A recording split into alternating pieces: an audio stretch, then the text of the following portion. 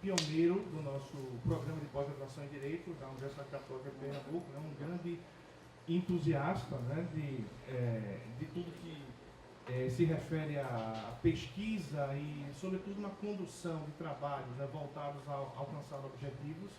Não está mais fisicamente entre nós, mas o espírito de Manuel Severo continua certamente, né, em cada um de nós que fazemos o programa de pós-graduação em Direito. Então tivemos já, em algum momento, no semestre passado, a participação do professor Martoni Montalverne, temos agora o professor Manuel Atienza, temos outras programações que serão anunciadas em breve, enfim, de professores que virão nesse contexto de recuperar um pouco da história do nosso programa, né, que hoje aparece como um programa em franca fase de consolidação e de franca, né, um franco momento de desenvolvimento bastante proveitoso para a pesquisa na área jurídica, né? Muito bem, eu gostaria então de convidar para dar as boas-vindas ao professor Atienza em nome da instituição também a professora Maria Luísa Ramos, para compor a mesa, diretora do Centro de Ciências Jurídicas.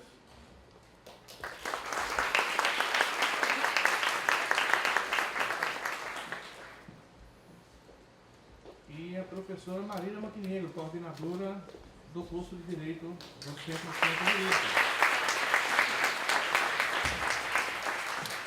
Na verdade, o padre Pedro, nosso reitor, estava aqui no auditório até agora há pouco e pediu desculpas por não poder permanecer até o final por conta de um compromisso na agenda dele. Mas está representada a administração superior e muito bem representada pelas professoras que aqui estão. Então, eu posso convidar o professor Manuel Atienza para compor a mesa.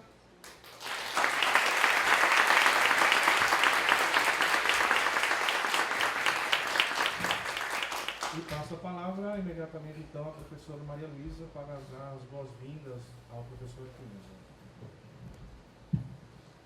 Bom dia a todos e a todas, especialmente ao professor Manuel, pessoa conhecida internacionalmente, que veio trazer o seu brilho à nossa casa. Sem maiores demoras, eu vou passar a palavra ao professor João para dar andamento aos trabalhos.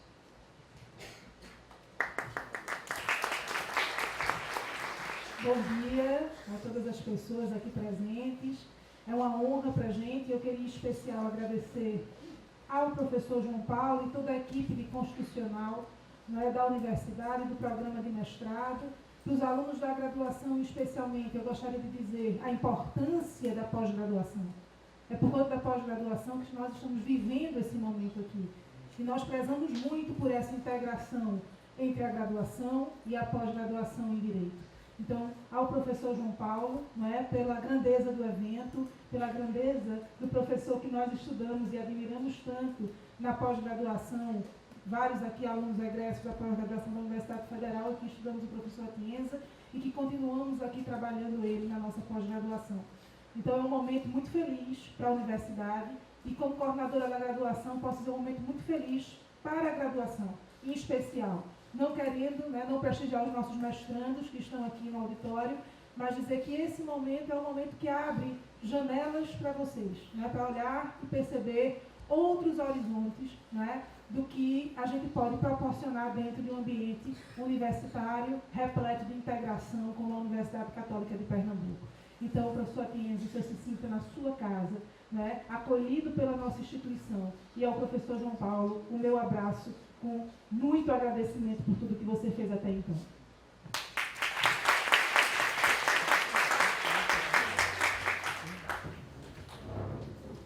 Bom, vamos então ter uma seguinte dinâmica. Vamos ter um momento de fala do professor Atienza, uma hora e meia, e depois a gente vai ter uma sessão aberta de debates para quem quiser interagir, perguntar e, enfim, de alguma forma aproveitar o momento ao máximo. Bom, o tema da fala, então, do professor Manuel Atienza será nem positivismo, nem neoconstitucionalismo. Uma proposta de teoria pós-positivista do direito. Professor Manuel Atienza, a palavra é sua, seja bem-vindo à nossa casa.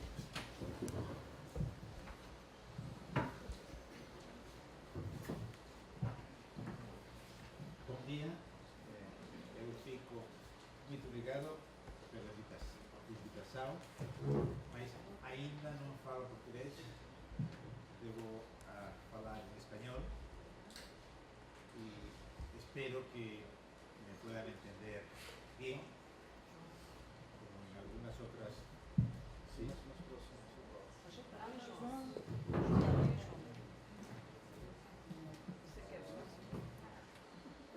Sí. Espero que me puedan entender bien en español. Trataré de hablar un poco lento y como alguna otra vez en ocasión parecida he dicho, si la palestra no les parece interesante, consideren que es una clase de español. Sin duda un atractivo. Como el profesor Joao Paulo ha dicho, el tema de mi palestra, de hablar quizás durante una hora, hora y media, sin aburrir a un auditorio, es probablemente casi imposible, pero trataré de hacer de manera que al menos no se aburran demasiado. El tema, como les decía, es el de ni positivismo jurídico ni neoconstitucionalismo, que son probablemente las dos grandes concepciones del derecho que ahora tenemos, quizás como más vigentes, donde se está confrontando la manera general, la manera filosófica de entender el derecho, y yo trataré de defender una propuesta que no es ninguna de esas dos. Últimamente se habla mucho de neoconstitucionalismo, hasta el punto que yo diría que prácticamente es una moda hablar de neoconstitucionalismo, aunque es una moda de los países latinos, de Europa y de América. Neoconstitucionalismo, o el equivalente, por ejemplo, en inglés, neoconstitucionalismo, no es un término muy usado, y si se usa es en un sentido diferente a cómo nosotros lo entendemos.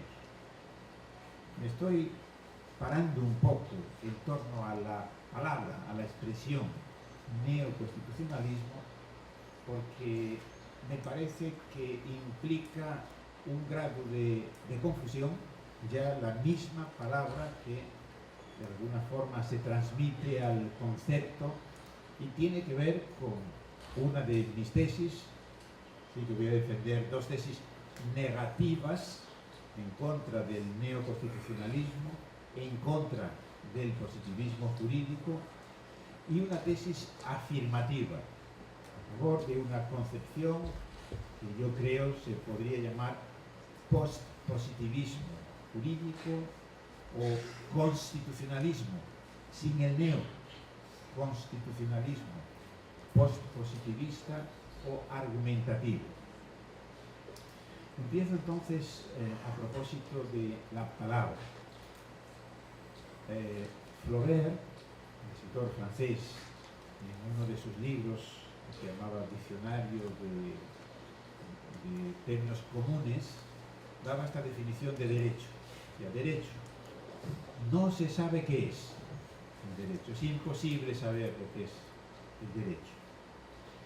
Yo diría que algo parecido ocurre con neoconstitucionalismo.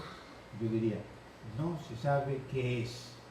Es imposible de alguna manera saberlo. Vamos a ver la confusión conceptual y también terminológica. A pesar de lo cual, yo también ya les he dicho desde el comienzo, no sé bien lo que es el neoconstitucionalismo porque no se puede saber, pero sí sé que no soy neoconstitucionalista. Esto tiene todo el aire de una paradoja, pero espero que a lo largo de la exposición la paradoja quede disuelta. Entonces, la expresión neoconstitucionalismo es muy ambigua. Una de las ambigüedades consiste en lo siguiente. A veces se habla de neoconstitucionalismo para referirse a un fenómeno, a un hecho, a algo que está ocurriendo, una transformación en nuestros sistemas jurídicos. Esa transformación viene desde el final de la Segunda Guerra Mundial y se ha activado mucho en las últimas décadas y en buena medida como consecuencia de las nuevas constituciones que tenemos precisamente en nuestros países latinos. La española es de 1978, un poco antes la portuguesa, de 1988 es la suya. Muchos países de América Latina también tienen constituciones que son muy recientes.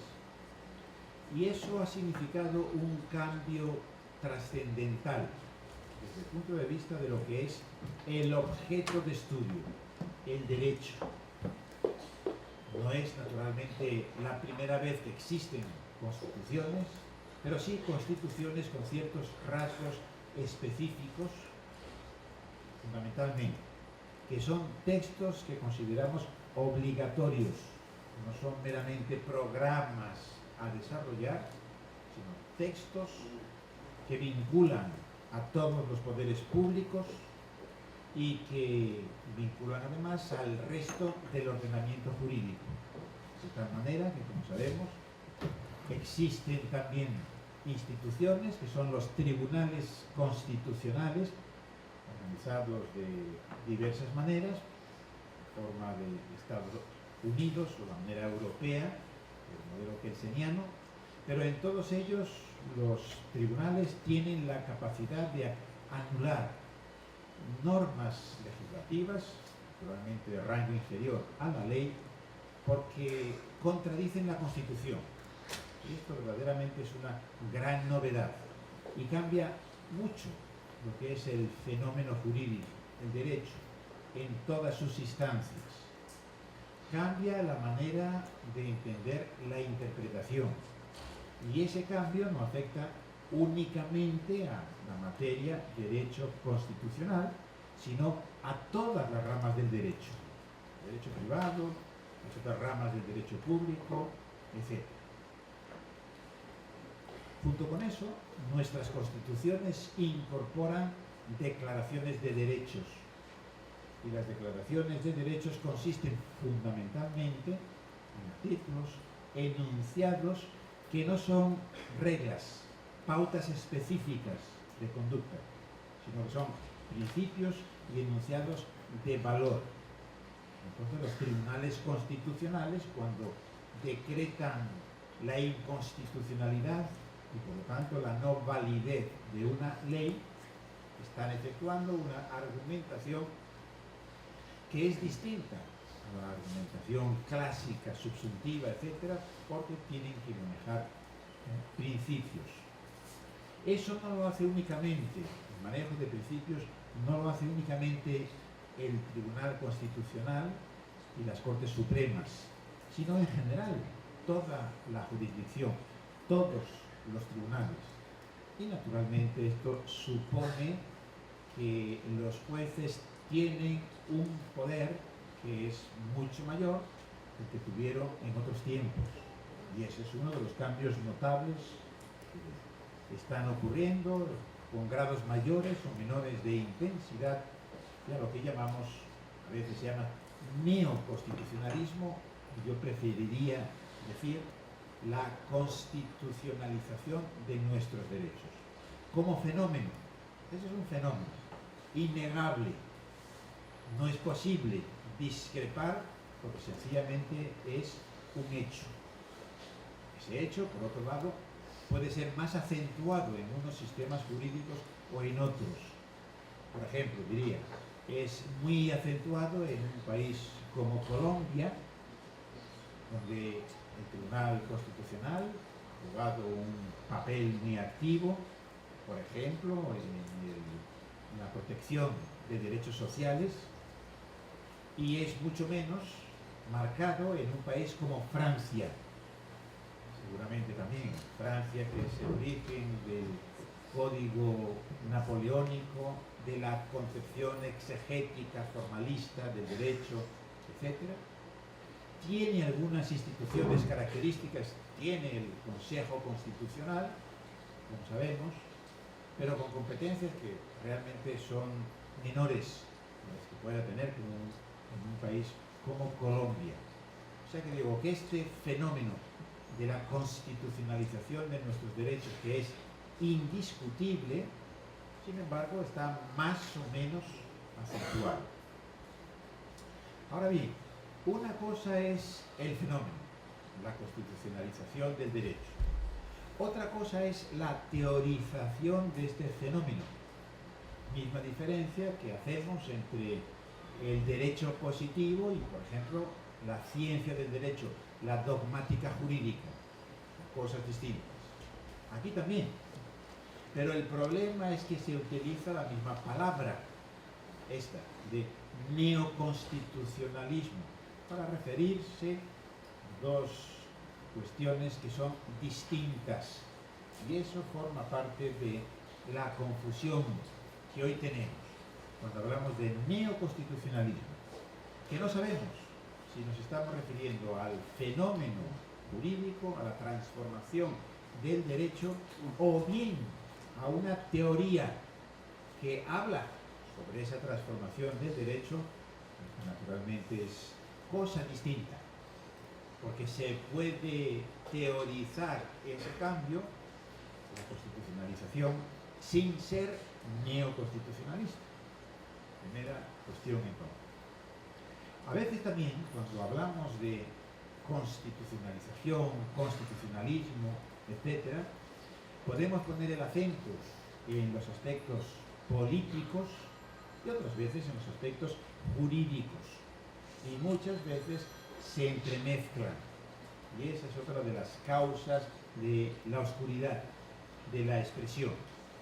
Y finalmente, a veces, claro, el constitucionalismo o neoconstitucionalismo ocurre, por ejemplo, en textos de autores de Estados Unidos, se refieren exclusivamente al derecho constitucional. Es una cuestión que concierne únicamente a los profesores de derecho constitucional. Entonces tenemos esa dificultad en cuanto a las expresiones. Yo diría, sería mejor no hablar de neoconstitucionalismo para referirse a las teorías sobre estas modificaciones en la constitucionalización de nuestros derechos. ¿Por qué? Porque así como ha habido otras constituciones distintas a las nuestras, ha habido diversos movimientos constitucionalistas, entonces tiene sentido hablar de neoconstitucionalismo en la primera acepción, refiriéndose al objeto. No lo tiene refiriéndose a la teoría. ¿Por qué? Porque nunca ha habido una teoría general del derecho que fuese constitucionalista. Pues si nunca hubo constitucionalismo teórico, no puede haber neoconstitucionalismo. Y si se habla de neoconstitucionalismo es porque se están juntando dos cuestiones que son diferentes. Por otro lado, quienes inventaron esta expresión, neoconstitucionalismo, que tanto éxito ha tenido en Latinoamérica, fueron unos autores italianos, la llamada Escuela de Génova, que idearon la palabra con propósitos puramente críticos para desacreditar a los autores a los que ellos llamaron neoconstitucionalistas. Estos genoveses, por ejemplo Riccardo Guastini, Paolo Manducci, Susana Pozzolo, es una profesora que es la primera que utiliza la expresión, son positivistas jurídicos, positivistas en sentido estricto. ¿Qué quiere decir? Seguidores básicamente de Hart, con algunos aditamentos del realismo jurídico. Y ellos fundamentalmente sostienen la tesis de la separación estricta, desde el punto de vista conceptual, entre el derecho y la moral. Entonces veían, los primeros textos son de finales de los años 90, que hablan de neoconstitucionalismo, veían con preocupación y reaccionaron críticamente frente a los autores que negaban esa distinción, y a ellos les parecía que cometían un gran error, con consecuencias muy negativas, al perderse la distinción entre el derecho y la moral. O sea que el origen de la palabra es descalificatoria, y ahora forma parte también de esta oscuridad, decía, de la palabra y del concepto. Ellos se englobaban dentro de ese rótulo de neoconstitucionalismo a los siguientes autores, básicamente, son los que siempre aparecían en la lista, y quizás algunos otros, pero siempre aparecían: Dworkin, Alexi, Nino y Zagrebelsky. Los tres primeros son filósofos del derecho, dos de ellos ya fallecidos, Dworkin y Nino. El cuarto, Zagrebelsky, como ustedes saben, es un constitucionalista,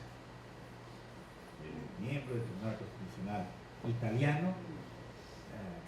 Diríamos, hizo algún trabajo en teoría del derecho, pero no es propiamente un teórico del derecho. O sea que la operación consiste en descalificar a esos autores llamándoles neoconstitucionalistas. Pero los descalifican a su vez, o sea, cuando ahora vamos a ver cómo caracterizan los genoveses a los neoconstitucionalistas, presentan una serie de notas que no se les puede aplicar a esos autores. Entonces, de nuevo, la confusión. Ellos creen estar criticando a Dworkin, Alexi, Nino, etc., pero realmente no es así. Sus críticas no les pueden afectar porque no sostienen lo que estos autores positivistas dicen que sostienen. Voy a decir un poco sobre algunos de estos trabajos que presentan una caracterización del constitucionalismo o neoconstitucionalismo jurídico.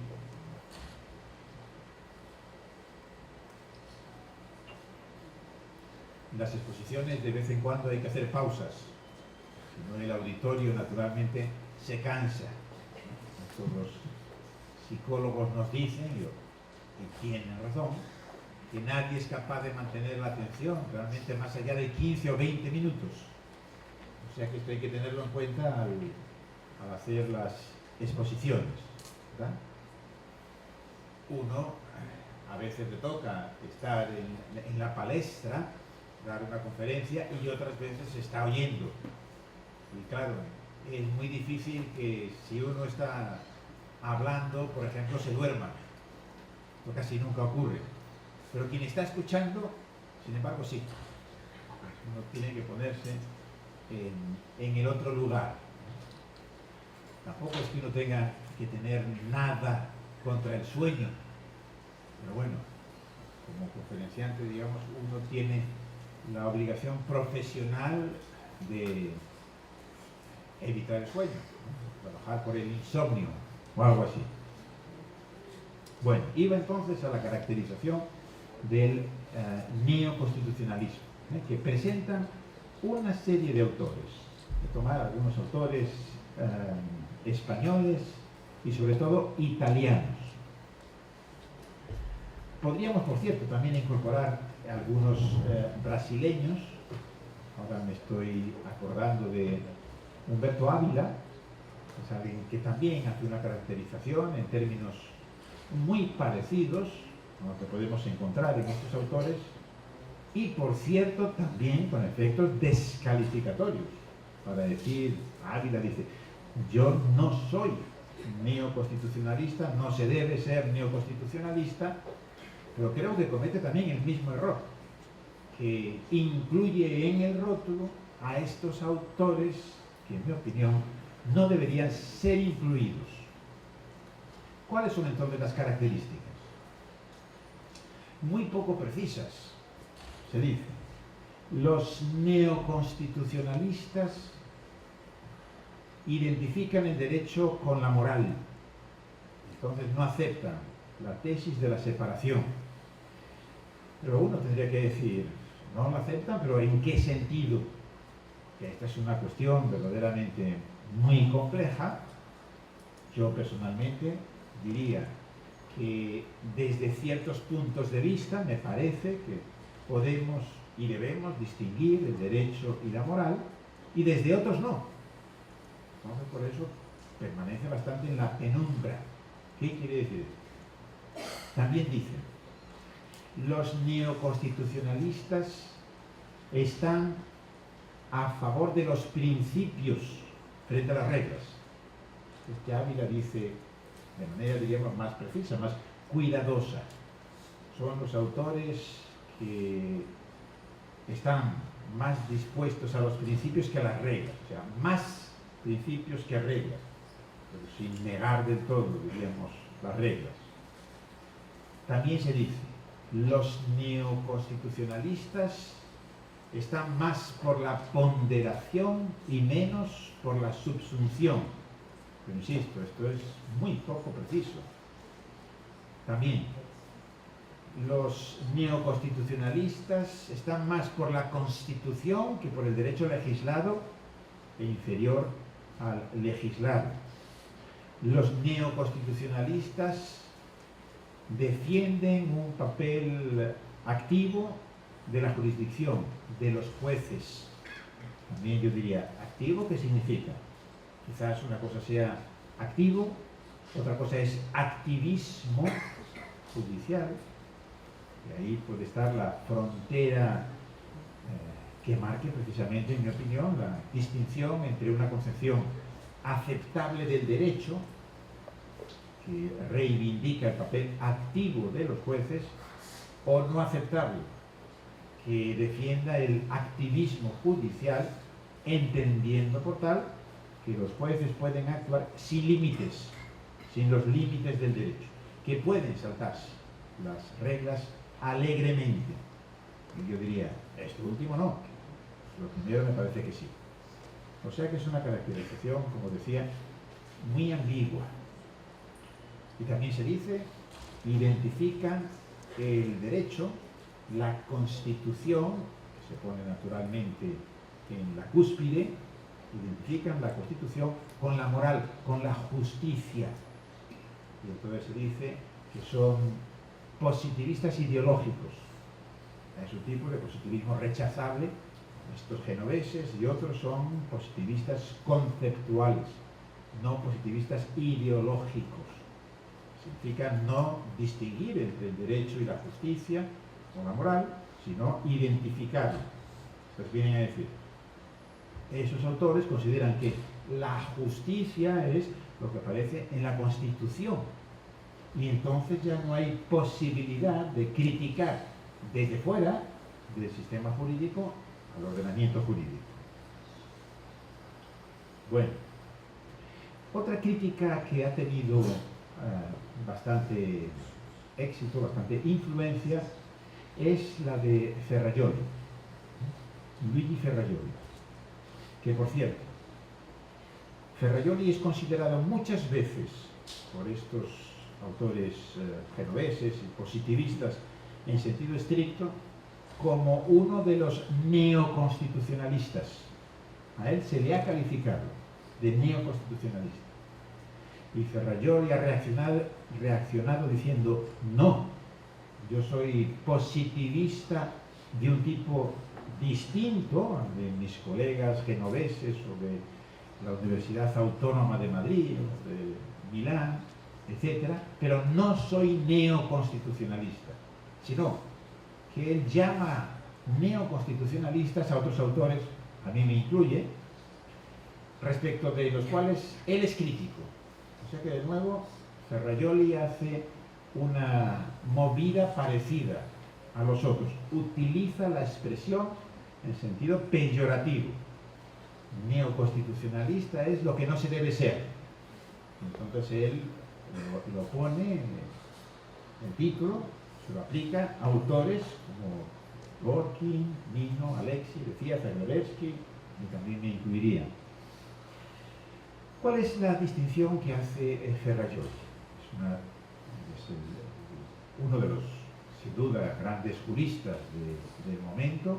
Ha escrito una obra inmensa que se llama Principia Iuris, y antes una, ¿verdad?, El derecho y razón, donde él defiende un modelo garantista positivista del derecho. Y él dice, este modelo mío, o sea, esta concepción del derecho, es un punto de vista que está distante de dos extremos que me parecen equivocados. Uno es el extremo del positivismo clásico, donde él incluye, por ejemplo, a Norberto Bobbio, por otro lado fue su maestro, a Kelsen, a Hart, a estos genoveses, los profesores de la Autónoma de Madrid, etc., y les acusa de ser positivistas vinculados a un modelo ya periclitado, el modelo del Estado del Derecho legislativo, y los califica de paleopositivistas. Estos son paleopositivistas. Los otros, los del otro extremo, yo también ahí estaría incluido, son los neoconstitucionalistas, y a veces él utiliza también la expresión neo-iusnaturalistas. Claro, la vinculación entre el derecho y la moral, la negación de la tesis positivista, hace pensar en el derecho natural. Y como en los medios progresistas de teoría del derecho natural tiene unas connotaciones peyorativas, conservadoras, es una manera también de descalificar a estos autores. Si son iusnaturalistas, aunque sean neo-iusnaturalistas, no tendrán ellos la concepción adecuada del derecho.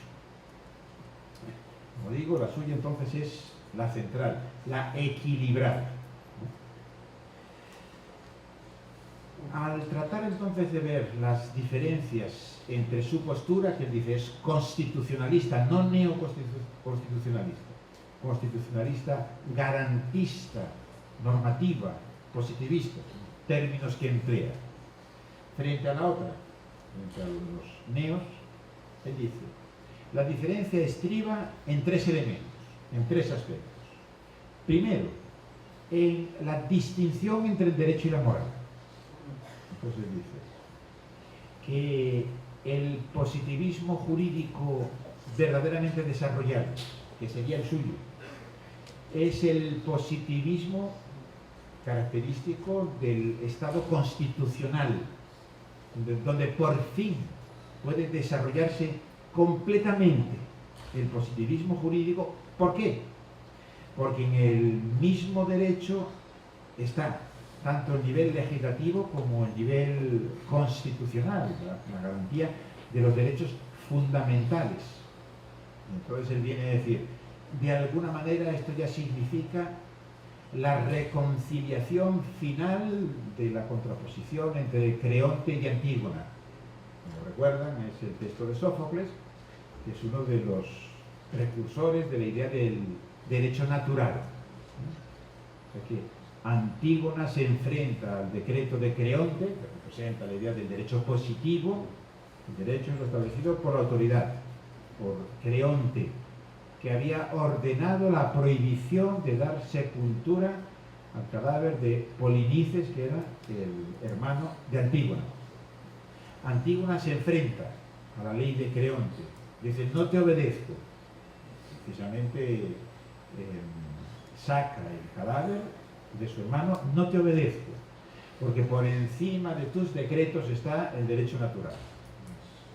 Ideas normativas que no las ha puesto nadie, ¿no? Nos dice ahí en el texto Sófocles, siempre han estado ahí, etc. Entonces, Ferrajoli dice, con el constitucionalismo contemporáneo se habría cerrado ya esa fisión, esa separación entre el derecho establecido por la autoridad, diríamos, y el derecho justo. Mientras que Primer rasgo, entonces, el mantener la separación entre el derecho y la moral, dice Ferrajoli, permite hacer una crítica desde fuera al derecho positivo. Mientras que los autores que niegan eso, entonces estarían identificando el derecho con la justicia y no podrían ser críticos, porque no tienen ningún lugar externo al derecho desde el cual hacer la crítica. O sea que aquí lo que está negando, diríamos, Ferrajoli, es la existencia de eso que Lon Fuller había llamado la moralidad interna al derecho. Y yo creo que el error de Ferrajoli consiste en no darse cuenta de que además de una moral externa al derecho, efectivamente es una instancia necesaria, porque uno diría, nuestras constituciones son aproximadamente justas, no son completamente justas. En todos nuestros textos hay algunos elementos, algunos artículos, que uno diría, no están justificados de acuerdo con una teoría moral adecuada. Y en ese sentido, seguimos necesitando una instancia externa para hacer la crítica al derecho positivo. En eso tiene razón Ferrajoli. Lo que no tiene razón es al pensar que estos autores a los que él descalifica de neoconstitucionalista nieguen esto, o sea, nieguen la posibilidad de que pueda existir derecho injusto también en el contexto de los sistemas jurídicos del derecho constitucional. No es así. Dworkin, como Alexi, como Nino, etcétera, sostienen esto. Personalmente, yo diría que también en la Constitución española hay una serie de artículos que me parece que no están justificados. Por ejemplo, el artículo 14 de nuestra Constitución dice no que todos son iguales ante la ley, sino dice los españoles son iguales ante la ley. Y entonces esto justifica el que haya un trato distinto a las personas dentro del territorio español, según sean españolas, digamos, europeos comunitarios o extranjeros. Naturalmente, esta diferencia de trato, en mi opinión, es imposible de justificar desde el punto de vista moral. Imposible. No hay ninguna teoría de la justicia, ni la de Rawls, ni cualquier otra, en la que uno pueda pensar que justifique eso. Que por el simple hecho de que uno ha tenido la fortuna o la mala suerte de nacer 200 kilómetros al norte o al sur, entonces su vida va a discurrir de una manera muy distinta. Y en consecuencia, una decisión de un juez español ordenando la expulsión de un extranjero en situación irregular será una decisión conforme con el derecho positivo español, pero contrario a la justicia, a un principio claro de justicia que dice que no se puede tratar de manera desigual a nadie por algo que no depende del mismo, como si dijéramos como el color de la piel, el sexo, etc. Atenta claramente contra la dignidad. Aunque las cosas son complejas, claro. Porque uno diría, ¿y qué puede hacer un juez? Podría el juez decir, no obedezco el derecho español, me fijo en los principios de la moral justificada, no le expulso. Yo diría, no lo puede hacer tampoco. Me parece que ese es uno de los ejemplos de lo que yo alguna vez he llamado casos trágicos. En el derecho, en nuestros derechos, de vez en cuando se plantean casos trágicos. No muchos, precisamente, porque en el derecho del Estado constitucional, nuestras constituciones son suficientemente abiertas, de tal manera que el juez bien preparado, desde el punto de vista técnico, o sea que tiene las aptitudes adecuadas, y con una buena también orientación moral, o sea, con las actitudes adecuadas, casi siempre logra encontrar una decisión, casi siempre, pero no siempre. Por lo tanto, no hay una identificación entre el derecho y la justicia. Insisto, lo que no ve Ferrajoli es el aspecto de la moralidad interna al derecho, que hoy en día, y precisamente como consecuencia del constitucionalismo, a la hora de identificar algo como derecho, una norma como derecho o como no derecho, rechazar su validez.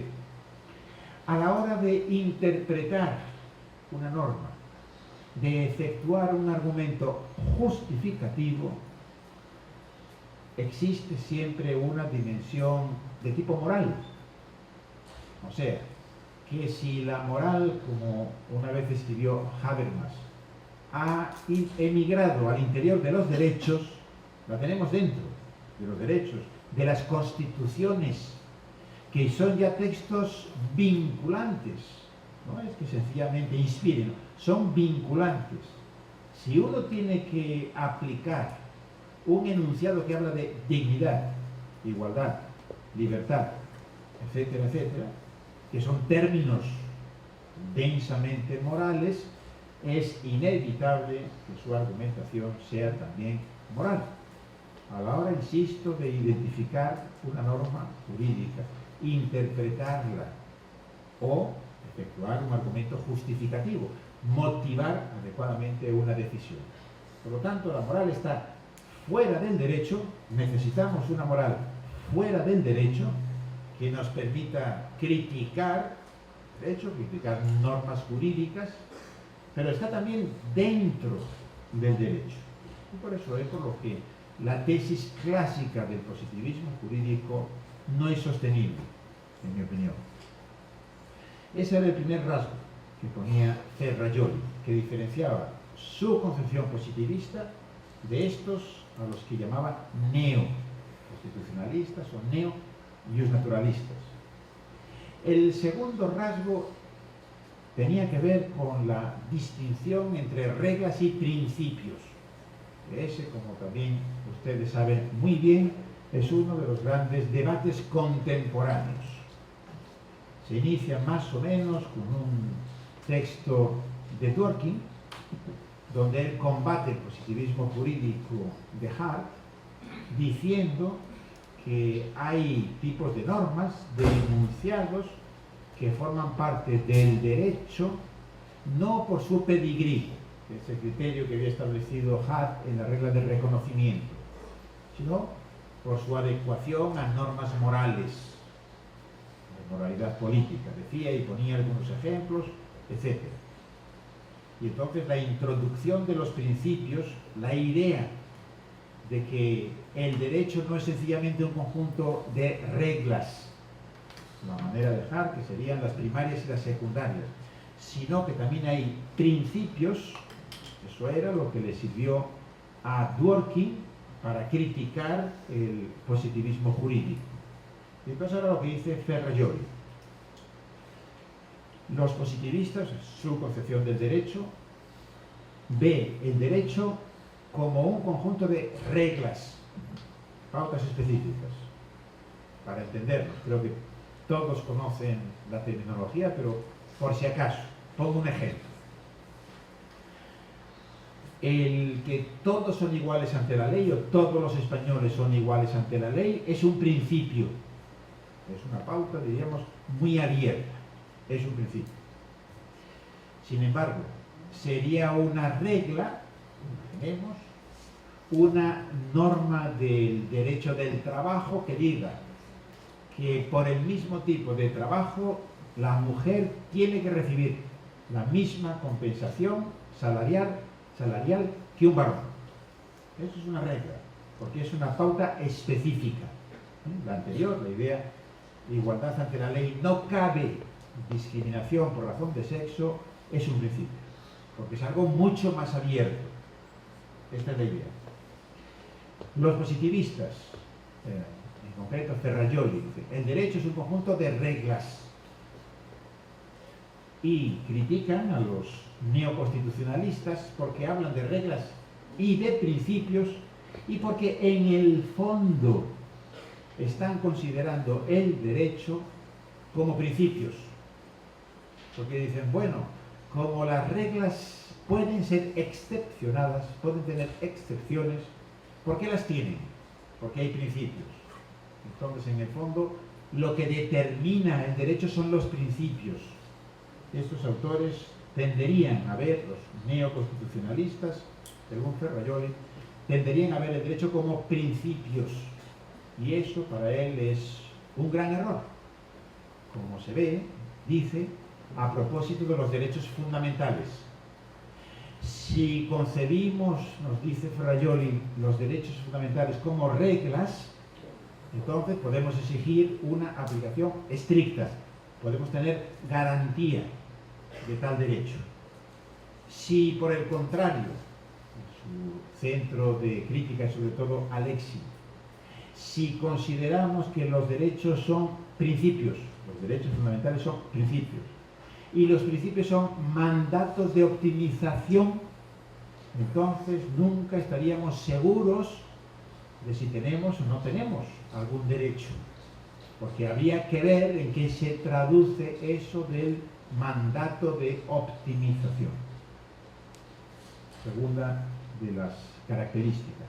Y la tercera, que está muy vinculada con esto, la diferencia entre la subsunción y la ponderación, porque se suele decir, las reglas se subsumen, o sea, tomar una decisión judicial, justificarla, el argumento justificativo con reglas es lo que tradicionalmente llamamos subsumir. La subsunción es un tipo de deducción, ¿no? El silogismo judicial, de becaría, etc. Y nos da seguridad y controla el poder de los jueces, que es lo que trataba de lograr Beccaria siguiendo a Montesquieu, que los jueces dejasen de ser arbitrarios, porque tenían que incluir el hecho dentro del supuesto de la norma. Y eso pasa con las reglas, y eso se asegura en la medida en que el derecho sea un conjunto de reglas. Pero si se viese el derecho más bien como principios, entonces se dice, en lugar de subsumir hay que ponderar. La ponderación, dice Ferrajoli, es un procedimiento no racional, arbitrario. Significa algo así como entregar a los jueces el poder discrecionar en cada caso, de decir si alguien tiene o no derecho, de inventarse nuevos derechos, etc. Ese es el planteamiento crítico que hace Ferrajoli. Bueno, yo creo, y además utilizando también el mismo procedimiento retórico de Ferrajoli. La retórica es una cosa importante, ¿verdad? También en el derecho, en la teoría del derecho. O sea, el arte de la persuasión, el presentar las cosas de una manera que resulte atractiva para el auditorio o para los lectores. O sea, que fíjese entonces, la operación de Ferrajoli es, por un lado tenemos paleopositivistas. Y uno diría, ¿y quién quiere ser paleopositivista? Nadie. ¿Quién va a querer serlo? Por otro lado, habría estos extremistas, neo-iusnaturalistas, neoconstitucionalistas, que ponen en riesgo la seguridad jurídica, valores básicos del derecho. ¿Quién va a querer seguirles? Nadie sensato, por lo menos, ¿verdad? Este es el aspecto retórico. Es una vieja estrategia, lo del término medio, lo de la mesotes aristotélica. Tenemos una cierta propensión a pensar que la verdad, la justicia, la corrección está en el término medio de dos extremos. Bueno, pero esto es falso, ¿verdad? Es sencillamente una estrategia, porque es muy fácil colocarse siempre en el término medio. Basta con que uno construya los extremos de manera adecuada. Entonces, por eso yo digo que siguiendo la estrategia de Ferrajoli, Entonces yo también diré que la postura constitucionalista, postpositivista, argumentativa del derecho, que es la que aquí quiero defender, está en un término medio entre, por un lado, un extremo, que es el positivismo jurídico, donde ahí se incluirían no solamente los genoveses, diríamos los palio y los neopositivistas, diríamos, como Ferrajoli. Y el otro extremo es el de los autores a los que efectivamente yo llamaría neoconstitucionalista, pero yo no soy. El neoconstitucionalismo es el otro extremo. Y diría que la teoría del derecho debe construirse de una manera equilibrada y evitando estos dos extremos. O sea que el cuadro que tenemos aproximadamente sería el siguiente. Recapitulo un poco lo que hemos visto hasta ahora y les doy de nuevo una pausa para que respiren, descansen un momento mientras yo tomo un sorbo de mi café.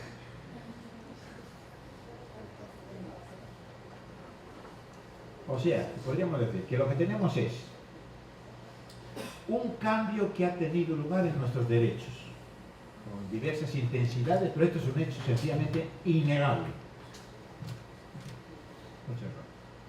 La constitucionalización de los derechos, por un lado. Y por otro lado, el problema de cómo construir teorías adecuadas para dar cuenta de un objeto, el derecho, que ha cambiado. ¿Qué teorías tenemos? Bueno, por un lado tenemos las teorías de los juristas que todavía no se han enterado de que ha tenido lugar ese cambio. Probablemente haya muchos en nuestras facultades de Derecho que sigan estudiando y presentando el derecho como si fuera el mismo hoy de lo que era, pues por ejemplo, cuando yo estudiaba en España, finales de los 60, comienzos de los 70. Pero no es así. Esa es sencillamente una posición extraviada, anticuada del derecho. Pero frecuente, ¿verdad? A veces cuando a lo mejor se dice las fuentes del derecho, en España creo que es muy frecuente que se cita un artículo del Código Civil. Fuentes del derecho son la ley, la costumbre, los principios generales del derecho. La jurisprudencia no es fuente del derecho, no es fuente primaria, no contribuirá, etc. Y si uno va a la realidad, ¿verdad?, de la vida jurídica y de qué es lo que hacen los abogados, los jueces, etc., cuando tienen que resolver un problema jurídico, o sea, qué es lo que funciona como fuente, de una manera muy determinante, la jurisprudencia. En España, la jurisprudencia del Tribunal Constitucional. Bueno, esto, digamos, es un aspecto de teoría anticuada de la que nos podemos olvidar. Y ahora, entre quienes son conscientes de que efectivamente ha tenido lugar ese cambio, entonces tenemos, primero, los positivistas clásicos, los genoveses, los de la Autónoma, los milaneses, los bovianos, los cuales me parece que en Brasil sigue bien, ¿verdad? Y en Latinoamérica, en general, o kelsenianos, imaginemos. Primero. Segundo, teorías como la de Ferrajoli, que son conscientes de que ese cambio implica la necesidad de construir un nuevo paradigma teórico. Porque en el fondo los otros vienen a decir, no hace falta cambiar fundamentalmente la teoría, quizás algún ayornamiento, pero nada más. La teoría vale, la teoría de Hart, que es el modelo más desarrollado. Ferrajoli nos dice, hay que cambiar el paradigma, pero tenemos que seguir siendo positivistas jurídicos. En tercer lugar, los autores, como esos a los que he citado repetidas veces, yo también me incluiría en ese conjunto de lo que se puede llamar post-positivistas, no neo, post-positivistas jurídicos, constitucionalistas argumentativos, etc., que dicen, necesitamos un nuevo paradigma pero ese nuevo paradigma no puede ser el positivismo jurídico. ¿Por qué no puede ser? ¿Y por qué también el nombre de post-positivismo? Pues porque el positivismo jurídico es una concepción excesivamente pobre del derecho. No es tanto falsa, sino más bien pobre. Identifica el derecho con un fenómeno de autoridad, un conjunto de normas, sean reglas, sean legisladas, provenientes del legislador, del constituyente, como en el caso de Ferrajoli. Pero solamente hay ese fenómeno de autoridad, mientras que necesitamos incorporar también ese otro elemento de naturaleza finalista, valorativo. Si no incluimos los valores, no podemos, creo yo, entender el derecho. No podemos entender lo que es un derecho fundamental. No podemos entender lo que es interpretación y cómo hay que interpretar, etc. Por eso digo lo de post-positivismo, porque no significa tirar el positivismo jurídico a la basura, sino más bien pensar que es necesario añadirle algunas cosas. Básicamente ese elemento, como digo, valorativo. Entonces la concepción del derecho es una concepción dual. Y ahora tenemos la cuarta posición, que es a la que yo sí llamaría neoconstitucionalista. ¿Y por qué la llamaría neoconstitucionalista? Bueno, porque hay una serie de autores que a sí mismos se llaman neoconstitucionalistas. Así que yo diría, démosles gusto. Si ellos quieren llamarse neoconstitucionalistas, llamémosles así, pero démonos cuenta que su concepción no es la concepción de autores como Dworkin, Nino, Alexis, etc. Aquí, digamos, hay una confusión que es importante mostrar, que por lo tanto los críticos, los positivistas críticos del neopositivismo, lo que están criticando es otra cosa, otros autores. ¿Quiénes son esos autores? Yo diría, muchos menos de los que parece haber. Por ejemplo, en España yo solamente he podido encontrarme con un autor que a sí mismo se llama neoconstitucionalista, García Figueroa, en una discusión que hemos tenido hace poco con Ferrajoli, donde participábamos casi 20 profesores o algo así. Solamente uno se consideró que efectivamente era neoconstitucionalista. En Italia no conozco a ninguno que lo sea. Y en América Latina hay algunos más, pero no tantos como se suele decir. O sea que muchos de los que hablan de neoconstitucionalismo, también aquí es para decir, yo no soy y uno no debe serlo. En Brasil, Humberto Ávila podría ser un nombre y Lenio Streck me parece que otro, que en algún momento dijo, soy neoconstitucionalista y luego no. No, ya no lo soy porque me he dado cuenta de los errores que supone. Bueno, probablemente en Brasil sea el país donde hay más neoconstitucionalistas con nombres y apellidos. Algunos dicen, muchas veces también los críticos, que la Constitución de 1988 es neoconstitucionalista, cosa que para mí resulta incomprensible. Como mucho se podría decir que esa Constitución puede ser interpretada a la manera neoconstitucionalista por algunos autores o por algunos jueces, diríamos, pero nada más. En Ecuador también. En Ecuador se dice que la Constitución, que es más reciente, de 2008, es típicamente neoconstitucionalista y hay incluso una sentencia del Tribunal Constitucional ecuatoriano que dice que el neoconstitucionalismo es la concepción adecuada para ese nuevo tipo de derecho que representa la Constitución. Bueno, ¿qué es lo que vienen a sostener entonces estos autores? Esto sí, que yo creo que se les puede llamar neoconstitucionalistas. Pues sí, estos sí que sostienen los rasgos que les atribuyen los positivistas.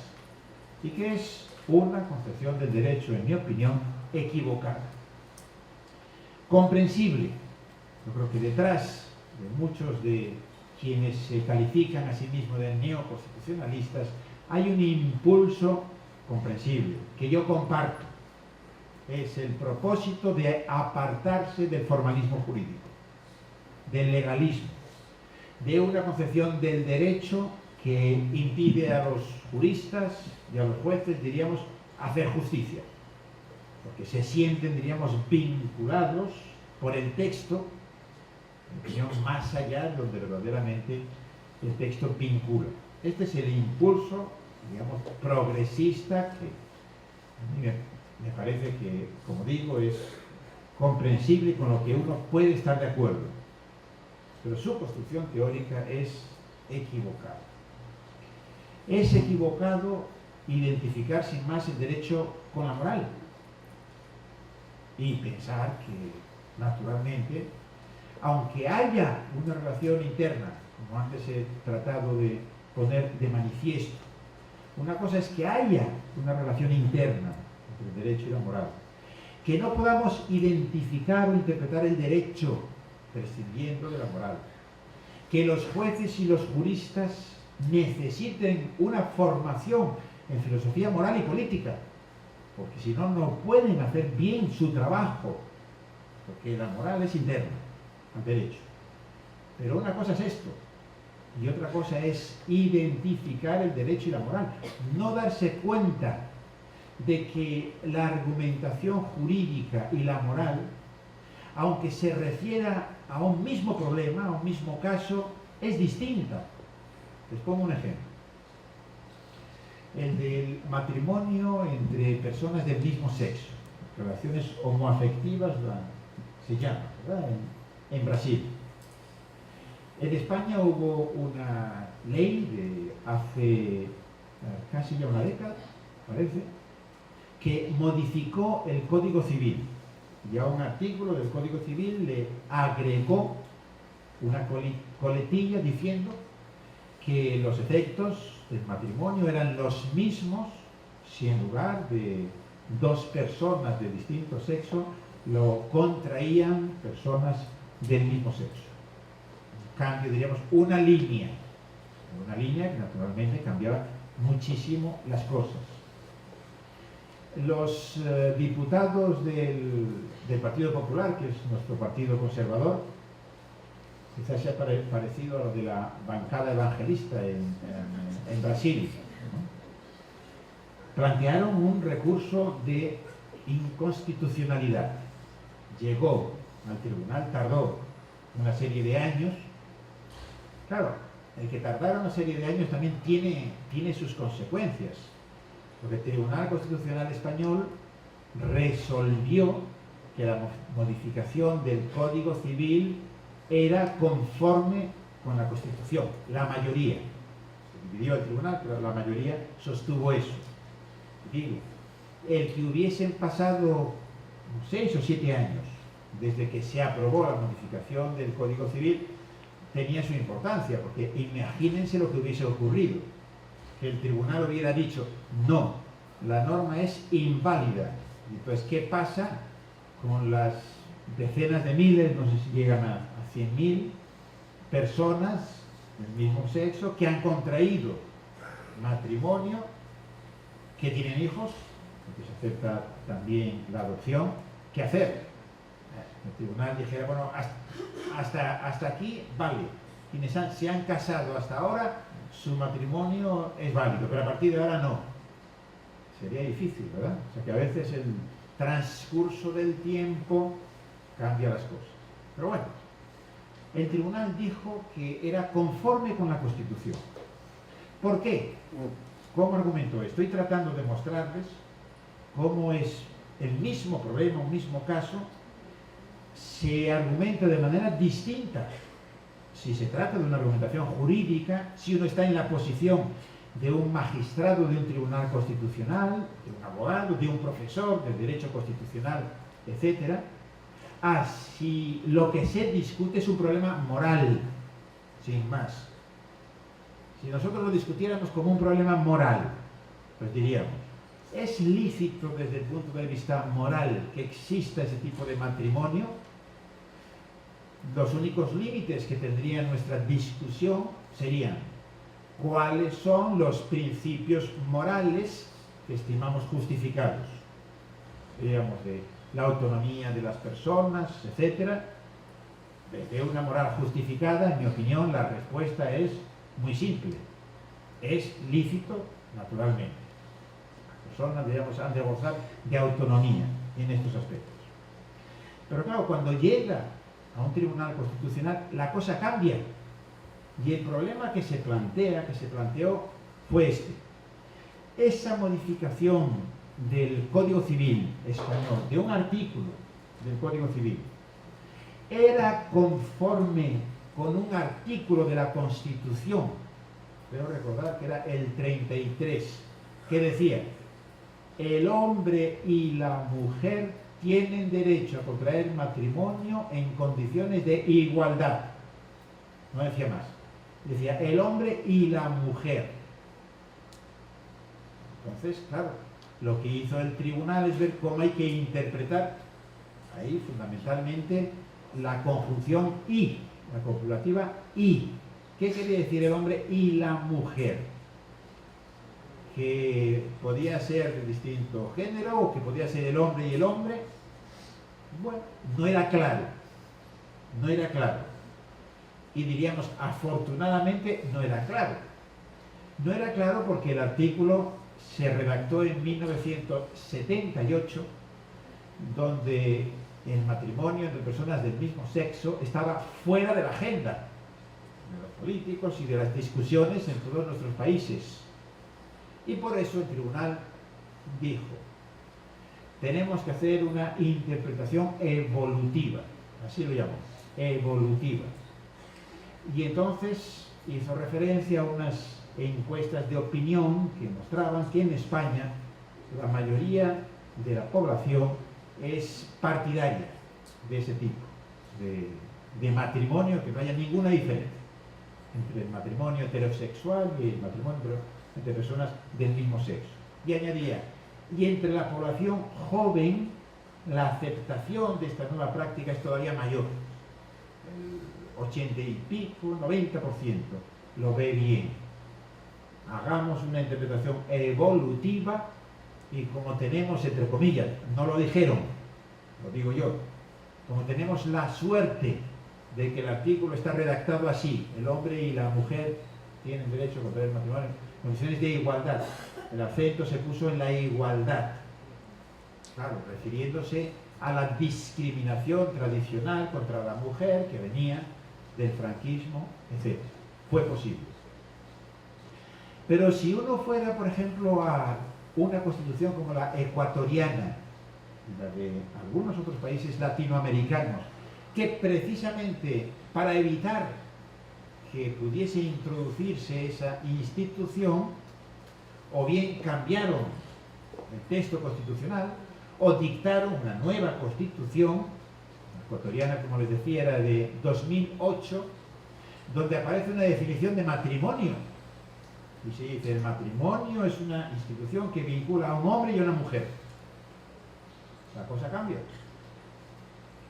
Y esta es una de las cuestiones que, por ejemplo, los neoconstitucionalistas en el Ecuador discuten, claro, porque ellos dicen: bueno, la Constitución dice esto, que el matrimonio es heterosexual, pero también en la Constitución del Ecuador hay un artículo que prohíbe discriminar por razón de tendencia sexual, sexo, raza, etcétera, etcétera. Nosotros, neoconstitucionalistas, que pensamos que el derecho es la moral, son los principios, nos vamos directamente a ese principio que tiene además una justificación mayor que este otro, y entonces interpretamos que el derecho ecuatoriano sí permite esa institución. Yo diría: no, me parece que uno no puede hacerlo, que si fuese magistrado del Tribunal Constitucional Español debería haber dicho sí, esa institución es conforme con la Constitución española, pero si fuese magistrado en Ecuador no podría. Yo creo que tendría que decir, en este aspecto la Constitución y el derecho ecuatoriano es injusto, porque establece una prohibición, una discriminación injustificable desde el punto de vista moral. Pero yo soy magistrado del tribunal de un país que se rige por un sistema jurídico y que me marca unos límites que yo no puedo saltar. O sea que con eso les estaba tratando de mostrar la diferencia que hay entre argumentar jurídicamente y argumentar en términos puramente morales, aunque se trate de lo mismo. Aunque todavía no soy capaz de ver a nadie que esté durmiendo, pero por si acaso creo que tengo que terminar de manera rápida.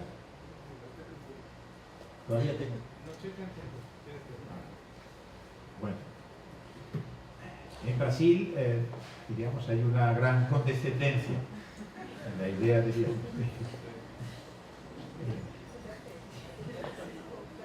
Es muy amplio, pero no quiero abusar, ¿no? Trataré un poco para redondear lo que he dicho, ¿no? Trataré un poco ya de precisar en qué consiste entonces esta concepción que yo defiendo. Y como digo, no es ni positivista jurídico ni neoconstitucionalista. Primero, esta concepción es verdaderamente constitucionalista, en el sentido que me parece a mí es la única que permite dar cuenta de nuestras constituciones, a diferencia de otras como la de Serrallol, que no lo permite porque ve la Constitución en términos puramente autoritativos.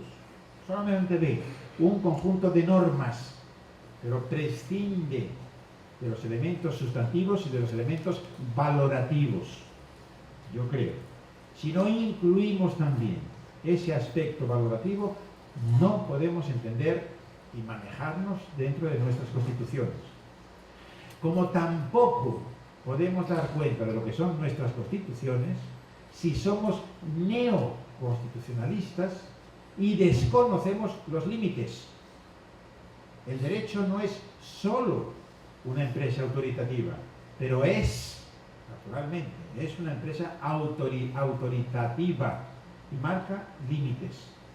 Y si uno se salta los límites, entonces ya no juega al juego del derecho.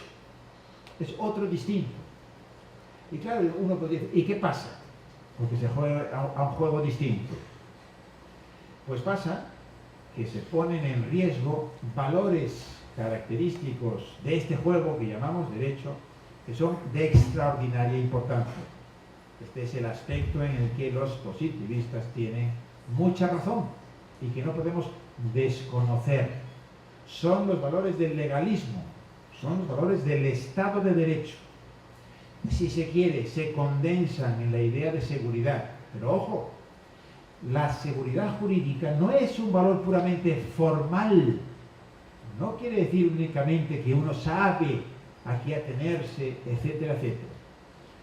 La seguridad jurídica es también un valor sustantivo, porque sin ella tampoco podríamos gozar de autonomía. Es un valor bien sustantivo.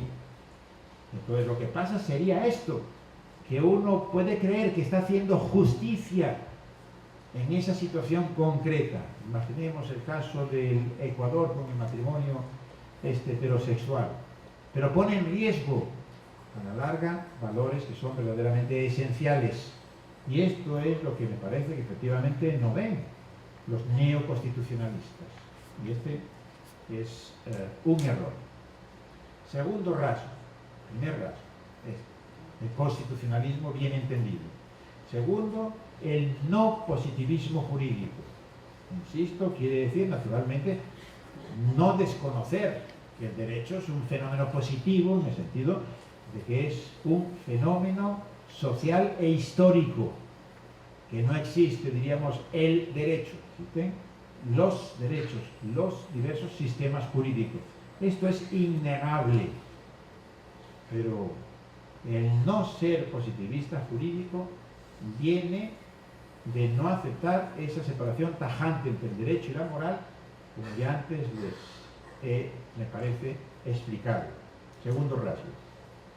Tercer rasgo, el sostener la tesis que se suele llamar de la unidad de la razón práctica, que quiere decir lo siguiente, que está muy vinculado con lo anterior, que cuando discutimos un problema práctico, como son los problemas jurídicos, o sea, un problema que se traduce en decir alguien debe hacer esto, está prohibido hacer esto otro, etcétera, o esto es valioso,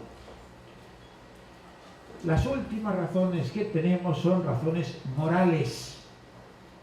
Como Carlos Nino insistió muchas veces, las razones jurídicas no son razones autónomas justificativas. Un juez, aunque él crea que sí, pero un juez no puede justificar verdaderamente una decisión, no puede motivar adecuadamente una decisión si no es incorporando una premisa moral. Los jueces no lo hacen explícitamente, pero eso no quiere decir que no exista, ¿verdad? Implícitamente. O sea que pasa un poco como lo de la obra famosa de Molière, que puede ser que estén argumentando moralmente como el gentilhombre que hablaba en prosa sin saberlo. Nuestros jueces también, nuestros jueces que se consideran a sí mismos positivistas, están utilizando implícitamente al menos premisas morales, aunque no nos lo digan. Eso es otra cosa distinta. Por ejemplo, en el fallo ese del Tribunal Constitucional Español sobre el matrimonio entre personas del mismo sexo, el tribunal no dijo que utilizase una argumentación moral, no lo dijo. Pero claro, cuando uno analiza la sentencia, el argumento, si no le agregamos una premisa moral que diría está justificado seguir a la opinión pública en este aspecto. Esa es una premisa moral, no es jurídica, es moral. Sin esa, su argumento no valdría. Ese sería, digamos, el tercero de los rasgos aquí que caracterizan esta posición. El cuarto rasgo, creo que es muy importante y probablemente es uno de los más controvertidos, el objetivismo moral. Me parece que la gente progresista, sobre todo en los países latinos, ha pensado que para ser progresista había que ser relativista. O sea, la manera, por ejemplo, de Kelsen, de hoy en día, multiculturalismo, etcétera, etcétera. No hay criterios objetivos de moral. Cada uno tiene su moral, o cada pueblo, cada comunidad, cada momento histórico, etc. Yo creo que ese es un terrible error, el del relativismo, terrible error. También, de nuevo, aquí muchas veces todos los antropólogos y los sociólogos suelen cometer una falacia muy grosera, que consiste en lo siguiente. Ellos ven, como es obvio, que respecto de determinadas cuestiones tenemos opiniones enfrentadas. Por ejemplo, de nuevo, a propósito de ese tipo de matrimonio, algunos están a favor, otros están claramente en contra, o la eutanasia, o el aborto, o los derechos sociales, en fin, todas las cuestiones que están en el centro, ¿verdad?, de nuestras discusiones. Y entonces argumentan así: como no hay consenso, entonces no hay un criterio de lo que es correcto desde el punto de vista moral. Naturalmente esto es una falacia, esto es un mal argumento que a muchos les parece bueno, pero son cosas distintas. Uno es, si se quiere, el relativismo como tesis descriptiva. Esta es una cuestión de realismo, todos somos relativistas en ese sentido. Pero lo que importa es el relativismo como tesis normativa, luego de metaética. O sea, el pensar que todas las opiniones morales están en el mismo plano y que todas valen lo mismo. Ese es un gravísimo error que impide que, por ejemplo, un juez pueda justificar una decisión. Les explico por qué. Si aceptamos lo anterior, que la argumentación de los jueces tiene una premisa que es moral, necesariamente, tiene una premisa moral. Si añadimos que somos relativistas, o sea que no podemos justificar esa premisa moral, concluimos que el juez no puede justificar sus decisiones, no puede nunca motivar correctamente una decisión. Aquí también yo creo que lo que ocurre muchas veces es que cometemos una serie de errores al hablar del objetivismo moral y cuando somos conscientes de ello, pues resulta una tesis mucho más plausible de lo que al principio uno puede imaginar. Uno de los errores consiste en creer que el objetivismo moral es lo mismo que el realismo moral. O sea, que si uno dice algo así como que existe lo correcto desde el punto de vista moral, algunos hablan de verdad moral, entonces tiene que haber algo así como un mundo, aparte del nuestro, aparte del mundo natural y social, un mundo donde estén los elementos morales, las entidades morales. Y se dice, como no existe, entonces no puede haber objetivismo moral. Esto es un error. Lo que quiere decir uno cuando afirma que es objetivista es que hay argumentos que pretenden ser correctos frente a otros que no lo serían. No quiere decir que efectivamente estemos refiriéndonos a algo en el mundo que esté ahí, sino que podemos discutir racionalmente a propósito de las cuestiones de moral. Y otro de los errores que se comete es confundir el objetivismo con el absolutismo moral. Son cosas distintas. El absolutista, diríamos, es el dogmático, el que arranca de dogmas, el que piensa que sus opiniones morales son incontrovertibles y por lo tanto no está dispuesto a someterlo al diálogo crítico. Pero el objetivista moral, el objetivismo, es una concepción falibilista, como en la ciencia. El científico tiene la pretensión de que es verdad lo que está describiendo del mundo, pero está dispuesto naturalmente a cambiar cuando el mundo, digamos, dice que no, lo contrasta. El objetivista moral tiene que hacer lo mismo a través del discurso racional.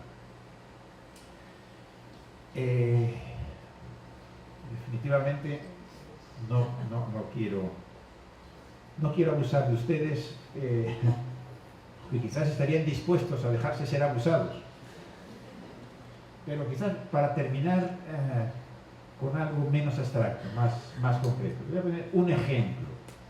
Me parece que este ejemplo muestra bien lo que quiero decir y creo que muestra también cuál es el error del neoconstitucionalismo. Se vincula con esa idea de si el derecho son reglas o son principios. Hay un autor español, precisamente este que yo digo es el único que se declara a sí mismo neoconstitucionalista, que para defender su tesis y para defender la idea de que en el derecho solo hay principios, ponía el ejemplo que ahora yo les voy a contar que mostraría eso. En el derecho solo hay principios. ¿Por qué? Porque todas las reglas, o sea, las pautas específicas de conducta, pueden ser derrotadas. Tienen excepciones. Y si tienen excepciones, quiere decir que no son reglas, sino que son principios. Ponía este ejemplo. En España tenemos una ley de trasplantes de órganos que dice que los menores no pueden ser donantes para hacer un trasplante en vivo. Sucedió hace algunos años que una mujer había tenido un bebé con un problema de salud que necesitaba un trasplante de hígado. Hígado, como se saben, se puede hacer un trasplante de vivo, porque se regenera, digamos, es una porción del hígado que se implantaría en la otra persona. Este bebé tenía su madre, que era la persona ideal para hacer el trasplante, entonces no habría rechazo, etcétera, etcétera, pero resulta que la madre era menor de edad, menor de 18 años, tenía 16, y como la regla de la ley de trasplantes, uno de los artículos decía que está prohibido que sea donante un menor, ¿qué hacer? Y entonces él dice, ¿qué fue lo que finalmente hicieron los jueces? Claro, un juez que no fuese formalista, porque un juez formalista diría, la regla me dice que está prohibido a los menores, yo tengo que aplicar estrictamente la regla. Es injusto, mala suerte, no es mi responsabilidad, será la del legislador. Así razona, diríamos, un formalista. Y se entiende, entonces, como decía, se entiende la reacción de estos neoconstitucionalistas. Dice, claro, evitemos el formalismo y hagamos posible que se haga justicia en un caso como este. Y este autor español decía, claro, aquí lo que hay que hacer es una excepción. Está prohibido a los menores, a no ser que surja una situación como esta. Fíjense, en esa situación lo que se hizo fue ponderar. Por un lado teníamos la seguridad jurídica. Habría que resolver de acuerdo con el tenor de la regla. Por otro lado, ideas de justicia sustantiva, nos salvemos la vida del bebé. Y en la ponderación, entonces uno diría, la vida del bebé vale más, cuando además, dada la situación, tampoco se ponía en riesgo. Bueno, el error de este autor es pensar que por el hecho de que las reglas tengan excepciones, entonces las reglas son principios. O sea, es un error conceptual. Las reglas están diseñadas y tenemos un derecho basado fundamentalmente en las reglas, porque de esa manera evitamos que los jueces tengan que deliberar en un caso en el que la regla permite resolver el caso, sin más. Y eso tiene grandes beneficios desde el punto de vista de economía de recursos, desde el punto de vista de la certeza, etcétera, etcétera. Pero las reglas, prácticamente todas nuestras reglas, nuestras normas jurídicas, en algún caso, por muy extraordinario que sea, pueden tener alguna excepción, como pasó aquí, en relación con la ley de trasplantes. Esto ya lo sabía muy bien Aristóteles, cuando habló de la equidad, definió lo que era la equidad, lo que estaba diciendo era prácticamente lo mismo, pero son reglas. Mientras que, o sea que las reglas a veces efectivamente tienen que ser excepcionadas, y cuando son excepcionadas entonces el argumento es ponderativo, porque la excepción se hace en razón de principios, se pondera. Mientras que los principios están diseñados para ser ponderados, no como cosa excepcional, sino que siempre serán ponderados. Así que me parece que esto, en mi opinión, muestra bien cuál es el error que se comete. La opción no es entre reglas y principios. Necesitamos tanto reglas como principios. Y necesitamos una teoría que dé cuenta bien de cuáles son los límites. Y la opción no es tampoco entre subsunción y ponderación. Necesitamos tanto subsunción como ponderación. Necesitamos una teoría que nos muestre en qué consiste la ponderación, cuáles son los criterios de racionalidad y cuándo está justificado la ponderación. ¿Y cuándo está justificado que yo termine de hablar? Ahora. Muchas gracias.